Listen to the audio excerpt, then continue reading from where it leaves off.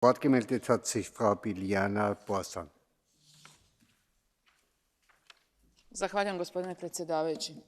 Građani se lome pod teretom računa, a pohlepa je nerijetko jedini razlog rasta cijena. Potrošačima svaki dan stižu računi koje oni ne razumiju. Moramo ih zaštititi dok sklapaju ugovore s energetskim kompanijama. Trebamo zajedničku nabavu energenata, ograničiti cijene plina, odvojiti cijene plina od struje, zaustaviti špekulacije na energetskom tržištu.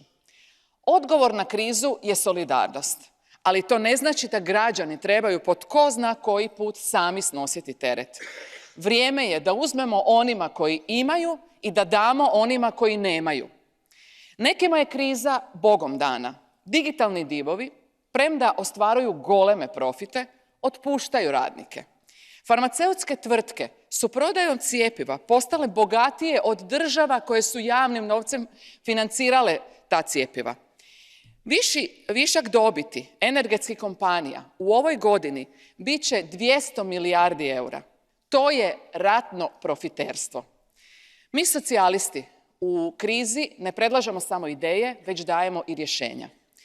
Porez na neočekivanu dobit mora se odnositi na sve koji su značajno profitirali u ovoj krizi. Pandemija je stvarala novog milijardera svakih 30 sati, a gurnula gotovo 1 milijun ljudi u ekstremno siromaštvo. Samo 10 najbogatijih ljudi ima više nego trećina čovječanstva. Vrijeme je da svatko plati svoj dio. Ne samo zato što nam je novac potreban, a potreban nam je, već zato što je to prije svega pošteno. Hvala.